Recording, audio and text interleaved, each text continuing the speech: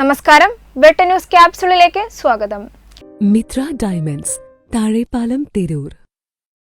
Kerala knowledge economy mission Thunchathezhuthachan Malayalam സർവകലാശാലയിലെ വിദ്യാർത്ഥിനികൾക്കായി ഒരുക്കുന്ന വിജ്ഞാന തൊഴിൽ പദ്ധതിയുടെയും വെട്ടം, മംഗലം, പുറത്തൂർ, നിറമരുതൂർ തീരദേശ ഗ്രാമപഞ്ചായത്തുകളിലെ തൊഴിൽ തീരം പദ്ധതിയുടെയും ഉദ്ഘാടനം ഉന്നത വിദ്യാഭ്യാസ മന്ത്രി ആർ ബിന്ദു ഓൺലൈനായി നിർവഹിച്ചു. തിരൂർ മലയാളം സർവകലാശാല അക്ഷരം ക്യാമ്പസിൽ നടന്ന പരിപാടിയിൽ കുർക്കോളി മൊയ്തീൻ MLA അധ്യക്ഷനായി. കേരള നോളജ് ഇക്കോണമി മിഷൻ പദ്ധതികൾ മന്ത്രി ഡോക്ടർ ആർ ബിന്ദു ഉദ്ഘാടനം ചെയ്തു. പദ്ധതിയുടെയും ഉദ്ഘാടനം ഉന്നത വിദ്യാഭ്യാസ മന്ത്രി ഡോക്ടർ ആർ ബിന്ദു ഓൺലൈനായി നിർവഹിച്ചു. Kerala knowledge economy mission director doctor PS Sreekala മുഖ്യപ്രഭാഷണം നടത്തി.